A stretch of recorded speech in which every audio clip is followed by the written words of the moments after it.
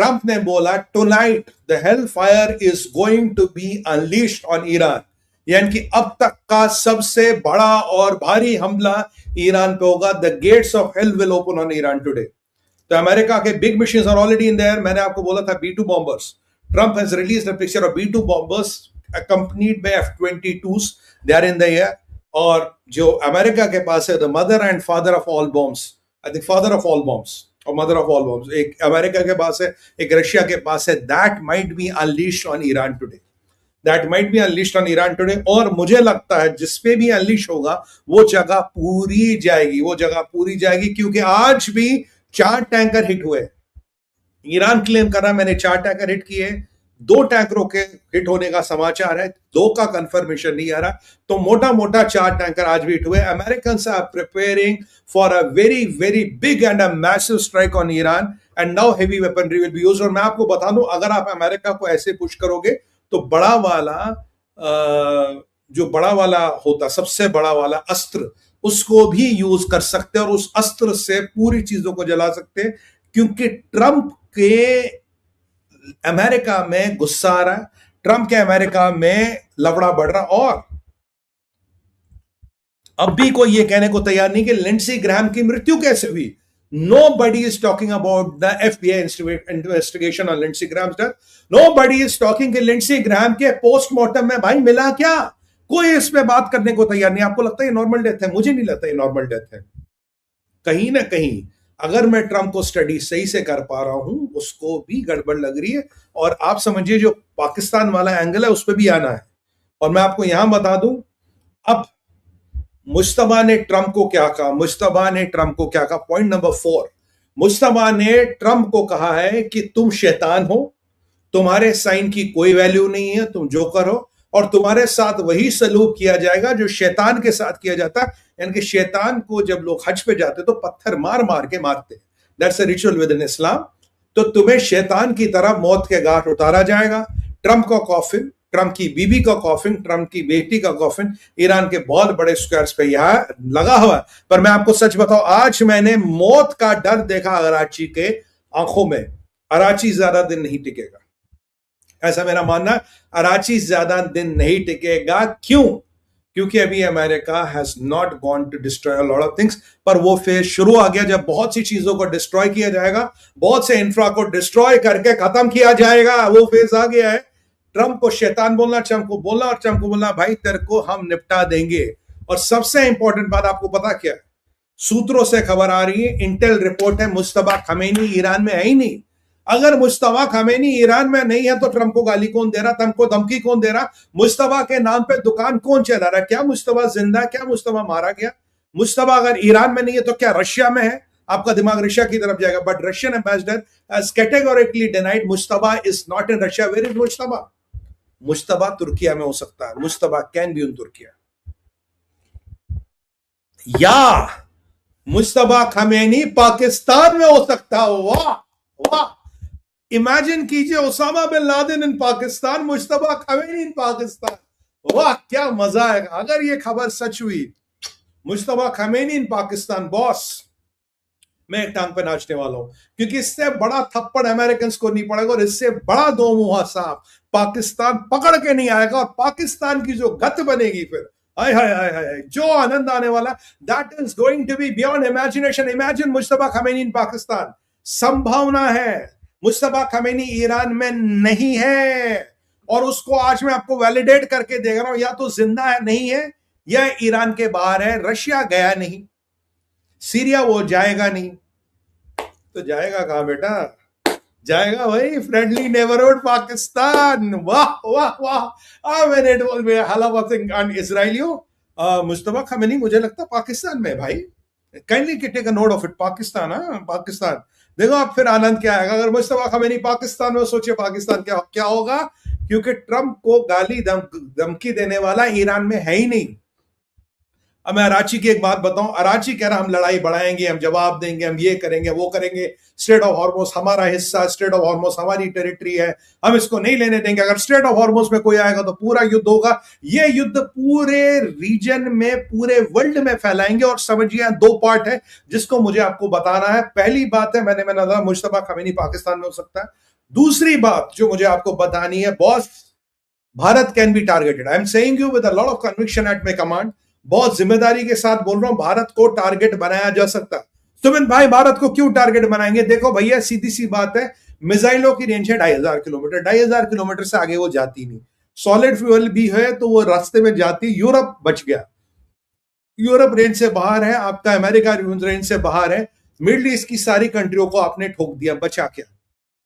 अगर आप सोचो इनके मिसाइल कहां तक जा सकते हैं, आतंकवादी है, इन्हें कोई फर्क नहीं पड़ता, इनके मिसाइलों की रेंज टिपिकली चेन्नई तक है, ऑलमोस्ट महाराष्ट्र एंडिंग चेन्नई तक। अगर ये लोग पागल हो गए जो ये हैं, अगर ये लोग आतंकवादी हरकतें करेंगे जो ये हैं, तो आतंकवादी को फर्क थोड़ी पड़ता कितने मरते, हिंदू मरता, मुसलमान मरे, सिख मरे, ईसाई मरे, वो बम लगाता है, उससे कोई फर्क नहीं पड़ता कौन मरे, लोग मरने चाहिए। पाकिस्तान के जहादियों को फर्क पड़ता पाकिस्तान भारत में कितने मरे, भारत ही मरे। तो अब अगर अमेरिका आज इनकी ठुकाई पिटाई करता है, ये क्या करेंगे? नेक्स्ट इनका इशारा होगा, इनके पास थोड़े सॉलिड फ्यूल मिसाइल्स बचे हैं, नेक्स्ट इनका इशारा भारत हो सकता है। और अगर भारत इशारा हुआ, जो इनके यहां दलाल बैठे ना, गधे पे बिठा के, आधी खोपड़ी और आधी मूंछ मुंडवा के, उनको पूरे कैनॉट प्लेस में खड़ा कर दो और लोगों को बोलो इनको जरा 4 गाली देके निकलो, वो स्टेज यहां आ सकता। भारत सतर्क है, भारत का मिसाइल डिफेंस सिस्टम में सतर्क है। आपको लग रहा सुमित भाई बहुत लंबी बात कर रहे हैं, ये संभावना है, इट इज अ पॉसिबिलिटी। ये पागल हो चुके, इनके पास ओवर नेवर वाली परिस्थिति है। और अमेरिका की नेवी को अब तक इन्होंने टारगेट नहीं किया, ये अमेरिका की नेवी को टारगेट नहीं करेंगे। आज इलात में एक अमेरिकन सबमरीन सरफेस हुई है थोड़ी देर पहले, यानी कि American submarines are in the region. जो मैंने कहा है, अमेरिकन सबमरीन को सरफेस करने का मतलब आप समझते हैं क्या है? इसका मतलब है इनके और इनके बाप को धमकी देना कि बेटा हम यहां बैठे हैं, अगर शिप्स को टारगेट किया तो भून देंगे, खत्म कर देंगे। और तब वो टॉमोहॉक और ये सब मिसाइलें नहीं आएंगी, तब बड़ी वाली आएंगी और इनको पूरा समाप्त कर दिया जाएगा। इलात में अमेरिकन सबमरीन्स हैव सरफेस्ड, इसीलिए अमेरिकन नेवी को तो नहीं छेड़ते, ये आसपास की कंट्रियों को छेड़ेंगे, जो उनका तरीका है। अब जिसको मिडिल ईस्ट में छेड़ना था छेड़ गए, यूरोप मिसाइल जाएंगे नहीं, बचा क्या?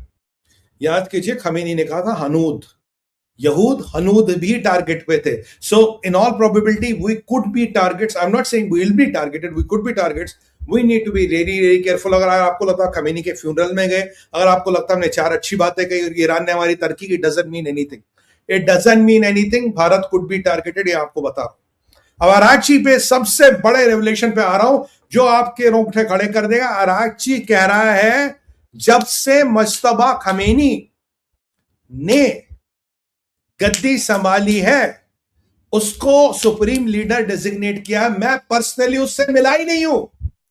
जब से मुज्तबा खमीनी ने गद्दी संभाली है और उसको सुप्रीम लीडर डेजिग्नेट किया गया, मैं पर्सनली उससे मिला ही नहीं, I have never met him personally.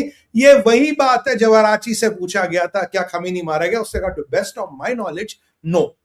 मैंने तब I stretch my neck out on Bharat Vichar, मैंने कहा खमीनी इज डेड। क्योंकि अगर ये कह रहा to best of my knowledge, you are the foreign minister of the country, you can't say to best of my knowledge no, इधर you say yes और you say no. जब इसने ये टर्म यूज की तो best of my knowledge no, मैंने कहा boss Khomeini मारा गया है और ये झूठ बोल रहा है। आज इसका सबसे बड़ा रेवलेशन सुनिए, ये कह रहा है मैं मुज्तबा खमीनी से, जब से खमीनी पे अटैक हुआ और जब से वो सुप्रीम लीडर बना, मैं तो मिला ही नहीं, I have never met him. क्यों नहीं मिले भाई? कह रहा बहुत कम लोगों से मिलने दिया जाता, पेजिस्कियन नहीं मिला, पेजिस्कियन नहीं मिला, अराची नहीं मिला, तो मुज्तबा खमीनी मिल किससे रहा भाई? एक प्रेसिडेंट है, एक फॉरेन मिनिस्टर, एक नेगोशिएटर है।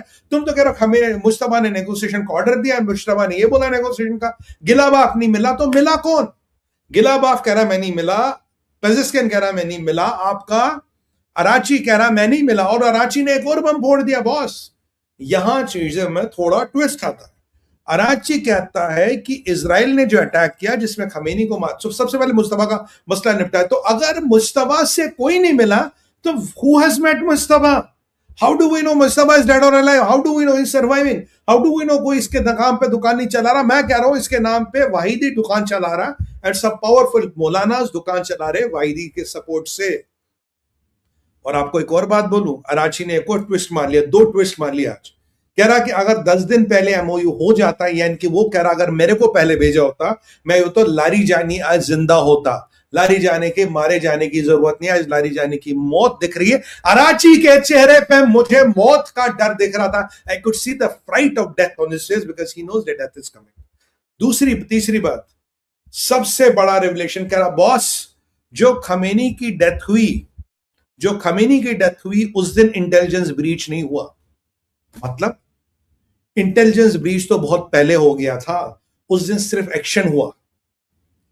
यानी कि अराची ये कह रहा है कि जो खमेनी की डेथ हुई उसका जो वहां मीटिंग थी वो सेटअप कर दी गई थी।